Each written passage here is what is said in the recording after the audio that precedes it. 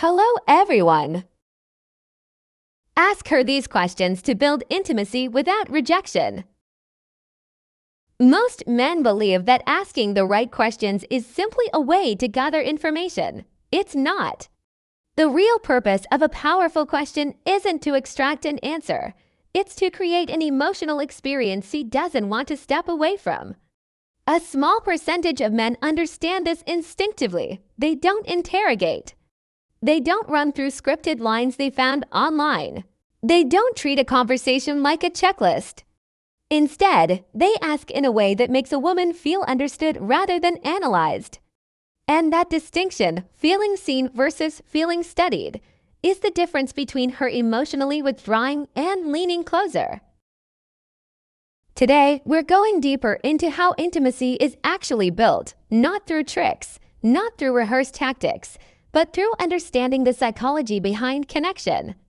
By the end, you'll understand 3 powerful emotional triggers that separate men who create real bonds from those who only skim the surface of conversation. Here's what this really comes down to. Intimacy is about emotion, not information. It's not about what you learn, it's about what she feels while she's sharing it. Most men approach conversation as a way to avoid silence. They ask questions to keep things moving. They assume that's what you're supposed to do when getting to know someone. Logically, that makes sense. Emotionally, it falls flat. When a question is asked out of nervousness, she feels that tension. When it's asked just to fill a pause, she senses the insecurity behind it. And when the question is generic, what do you do for fun? Where are you from? What music do you like? It doesn't create intimacy, it creates an interview. Interviews don't spark desire, they collect data. Many men confuse politeness with connection. They think they're showing interest, but they're actually playing it safe. Logical thinking says, ask questions to learn about her. Emotional intelligence says, ask questions that help her experience herself more deeply. One keeps the conversation safe and shallow. The other opens the door to something real. Women are constantly asked what they think about their job, their city, their opinions. Thinking engages logic. It keeps things structured and controlled. But feeling is different. Feeling engages vulnerability. It taps into the emotional brain, the part where authenticity lives. This doesn't mean awkwardly asking, "How do you feel about your job?" That sounds forced. Instead, you shift the angle slightly. Instead of "What do?" you ask, "What's it like doing what you do?" Instead of "Where did you grow up?" you ask, "What was it like growing up there?" That subtle shift opens emotional space. It invites her to share experience, not just facts. When she talks about feelings instead of bullet points, she begins to associate you with emotional safety. That's powerful. Most men never create that environment. The second trigger is showing curiosity about her inner world, not her resume. Surface-level questions focus on external details, work, travel, hobbies. There's nothing wrong with those, but they don't build depth. Real intimacy develops when you explore motivations, fears, desires, and personal meaning. Instead of asking, "What do you do in your free time?" you might ask, "What helps you feel like yourself again when life gets overwhelming?" Instead of "What music do you like?" you ask, "Is there a song that always brings you back to a specific memory or feeling?" Notice the difference. You're not collecting preferences. You're inviting reflection.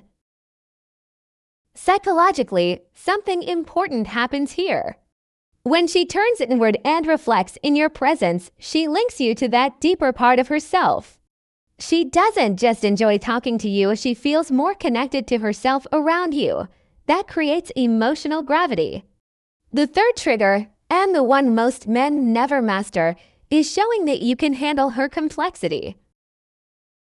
This is where many men panic. The conversation gets deeper. She opens up about uncertainty, contradiction, or something unresolved. Instead of holding that space, he changes the subject, cracks a joke, or simplifies her feelings with quick reassurance. In that moment, she closes up, not out of anger, but because she senses he can't hold her full emotional range. A deeper response might be, what part of you wants to stay, and what part wants to leave? That question communicates something profound. You're not intimidated by uncertainty. You're not trying to fix her. You're interested in understanding her complexity. And that's where true intimacy lives, in the willingness to see and be seen fully, contradictions included. Here's how this sounds in everyday conversation. Surface question, what do you do for fun? Deeper question, what's something you do that makes you lose track of time? Surface question, what kind of person are you looking for? Deeper question, when connection feels real to you, what does it actually feel like? If you shift your focus from what information can I get to how does she feel while she's talking to me, your conversations will transform. Attraction deepens when emotional intelligence replaces performance. Remember this, intimacy isn't about the perfect question. It's about being someone who isn't afraid to go beneath the surface. When you give her permission to feel, show genuine curiosity about who she is, and prove you can hold space for her full emotional range, you become rare. Most men stay on the surface because it feels safer, but real connection never happens there. It happens when two people are willing to explore what's underneath honestly, calmly, and without judgment. And the real goal isn't to make her open up. It's to become the kind of men she naturally wants to open up to.